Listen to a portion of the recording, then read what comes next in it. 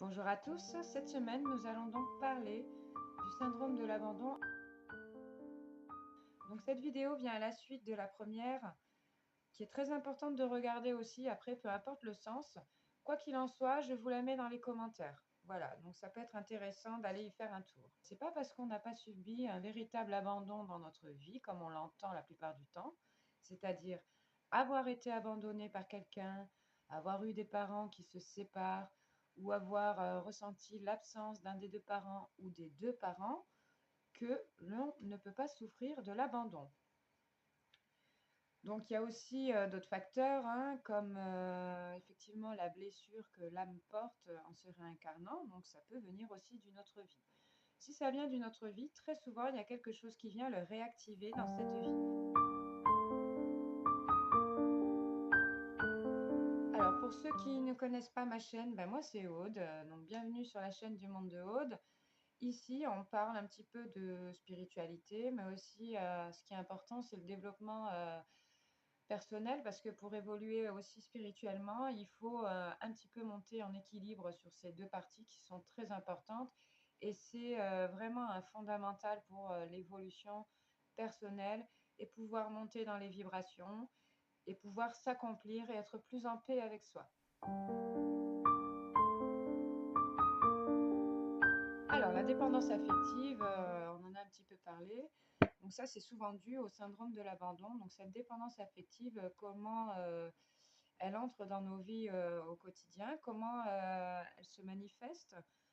Tout simplement, très souvent sur des personnes qui ont des difficultés à se combler par eux-mêmes. Une difficulté à se combler par eux-mêmes et qui ont souvent besoin de l'approbation de l'autre, d'être rassurés par l'autre pour se sentir aimable, pour se sentir quelqu'un dans la vie.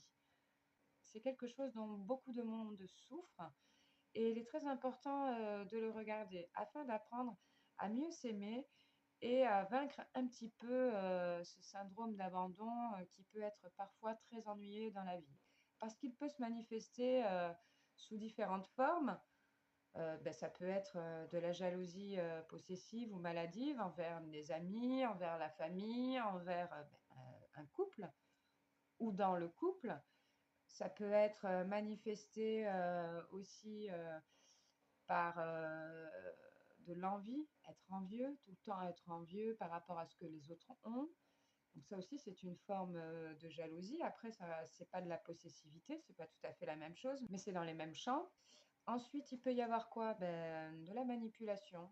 Donc, on peut devenir un petit peu manipulateur. Alors, attention, là, je ne parle pas du pervers narcissique, hein, je sais que c'est un petit peu la mode d'en parler, mais voilà, moi, c'est pas ça que j'avais envie de vous partager aujourd'hui. Je vous parle vraiment de la manipulation que l'on va faire sur l'autre pour se combler soi. Alors, c'est pas de la manipulation où on fait exprès d'être méchant, c'est la manipulation qui est due à une souffrance profonde. Quand on souffre d'abandon, on veut tellement être rassuré qu'on va aller peut-être un petit peu culpabiliser l'autre. Dans tous les cas, que ça se manifeste par de la jalousie, par de l'envie, par de la dépendance affective ou de la manipulation pure, quoi qu'il en soit, derrière, il y a toujours une notion de manipulation. Pourquoi? Simplement par rapport à ce que je vous ai dit juste avant, ce besoin d'être comblé, ce besoin de se sentir rassuré. Parce que quand on souffre de l'abandon, quelque part, on ne se sent pas digne d'être aimé, on ne se sent pas digne d'être quelqu'un au sein de la société, au sein des autres, et on va avoir tendance à vouloir aller se combler par l'approbation de l'autre, avoir des mots qui vont le rassurer, des attentions, des actes au quotidien, et voilà. Donc c'est pour ça qu'on use de manipulation lorsque l'on souffre de l'abandon. C'est-à-dire que si on trouve que l'autre ne nous comble pas, eh ben, qui ne nous rassure pas assez, qui ne nous montre pas assez son amour, eh ben, du coup, on va commencer à user de manipulation. C'est-à-dire qu'on va lui faire croire à son tour à cette personne qu'elle n'est pas à la hauteur, qu'elle n'est pas gentille avec nous, qu'elle ne nous montre pas assez d'amour. Et on va rentrer un petit peu quelque part dans une forme de contrôle envers cette personne. Et tout ça derrière, ça cache quoi? Ça cache toujours ce syndrome d'abandon. Donc voilà, celui qui souffre de cela, il a vraiment besoin c'est coûte que coûte d'aller se rassurer, quitte à faire souffrir l'autre. Alors oui, c'est un petit peu malheureux, mais quelque part, c'est une réaction à la souffrance. Et c'est quelque chose aussi qu'il faut comprendre, qu'il faut accepter. Que ce soit vous qui en souffrez ou quelqu'un qui est proche de vous, certes, cet acte-là d'aller manipuler pour aller se remplir, hein, il en a totalement conscience, celui qui souffre de l'abandon, mais il en souffre aussi beaucoup d'avoir ce genre de comportement. Ça ne veut pas dire que tout est pardonnable, ça veut dire qu'à partir du moment où l'on comprend ce qui se passe, ben, il est beaucoup plus facile de remonter la pente et de comprendre ce qui se passe. Et voilà, donc si vous souffrez de dépendance affective et du syndrome d'abandon, que ce soit de la jalousie maladive, de la possessivité, de l'envie, de la manipulation, quoi qu'il en soit, ce sont des choses qui découlent simplement de ce manque de confiance que vous avez en vous, ce manque d'estime. Et c'est très intéressant de commencer à faire un travail pour apprendre à vous aimer. Apprendre à s'aimer, c'est pas si simple. On croit s'aimer, ou des fois on croit se détester, et pourtant on a quand même de l'amour envers nous sur plein de facettes. Après, il y a d'autres facettes de nous qu'on n'accepte pas forcément, mais ça peut être intéressant justement de chercher pourquoi. Donc après, on peut aller fouiller le passé, savoir pourquoi on souffre de ci, pourquoi on souffre de ça. Ça peut être intéressant à regarder pour comprendre les choses. Après, vivre dans le passé n'est pas forcément la bonne solution. Ce qui est important, c'est voilà, maintenant on est là au présent.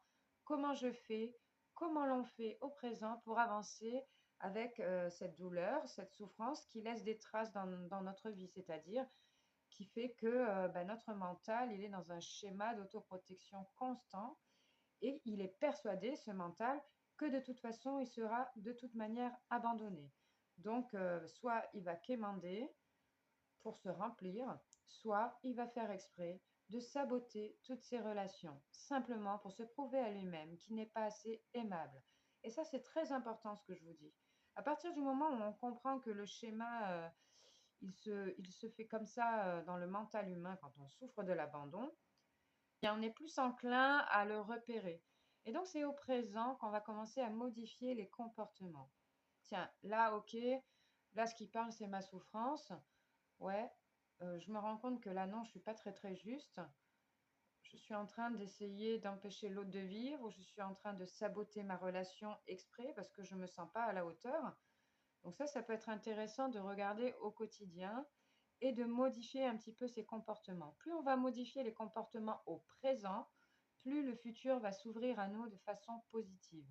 Rester dans le passé, ressasser les souffrances, ça ne sert strictement à rien à part nous laisser dans les peurs au présent et au quotidien. Donc moi, ce que je vous conseille vraiment, c'est ok d'essayer de comprendre le passé, de savoir d'où ça vient, mais à un moment donné, il faut lâcher prise avec le passé. Ce qui a été vécu. C'est peut-être justement pour qu'aujourd'hui, vous soyez plus fort pour avancer dans le futur et pour apprendre à vous connaître et à vous donner l'amour que vous ne vous êtes pas assez donné, que vous ne savez pas vous donner aussi. Et du coup, c'est ça qu'il faut regarder, c'est très intéressant. Alors, je dis pas qu'il faut se déculpabiliser, mais je dis que de toute façon, le passé, c'est au passé et que maintenant, il faut regarder le présent. Comment ça se passe? Comment être bien au présent? Comment modifier ses propres comportements pour être plus en accord avec soi-même, pour moins culpabiliser de cette position du syndrome de l'abandon et pouvoir avancer plus sereinement dans le futur. Alors oui, ça ne se fait pas en 5 jours, c'est un travail de tous les jours. C'est pas impossible. Souvent, il y a des personnes qui me disent, mais c'est horrible, je souffre énormément, je suis une personne terrible, ça y est, je me rends compte. Et qui sont un petit peu complètement déconcertés devant ça et qui en plus vont aller se rejuger par-dessus. Et du coup, ça sert à rien de le faire tout simplement parce qu'avant, vous aviez des œillères. Aujourd'hui, ça y est. À partir du moment où on voit, où l'on sait, effectivement, là, on va pouvoir culpabiliser de continuer à le faire. Après, on est humain, on fait des erreurs, il faut aussi parfois se donner du temps. Si ce n'est pas cette fois-ci, ce sera la fois d'après. Et petit à petit, on va travailler à augmenter un petit peu les objectifs pour avancer plus sereinement. N'hésitez pas dans les commentaires à dire si vous avez envie que je développe un peu plus ce sujet de l'abandon. peut être intéressant pour moi de vous donner des outils justement en vidéo pour vous aider au quotidien. N'hésitez pas aussi à aller voir les autres vidéos que j'ai fait, surtout les 3 premières sur les blessures émotionnelles. Très importante parce que du coup, ça pose le cadre et ça explique comment le mental réagit face à des souffrances. Ça va vous permettre d'avancer justement dans ce travail de déconstruction des schémas négatifs. Toutes les façons que vous aviez de vous protéger jusqu'à maintenant et qui faisaient de vous soit un tyran auprès des autres, soit un tyran envers vous-même. Voilà. Donc, si vous avez aussi regardé cette vidéo parce que c'est quelqu'un qui est proche, qui souffre de cela, j'espère que ça va vous aider aussi un petit peu à comprendre. Voilà, n'hésitez pas à me poser des questions, je suis là pour vous répondre.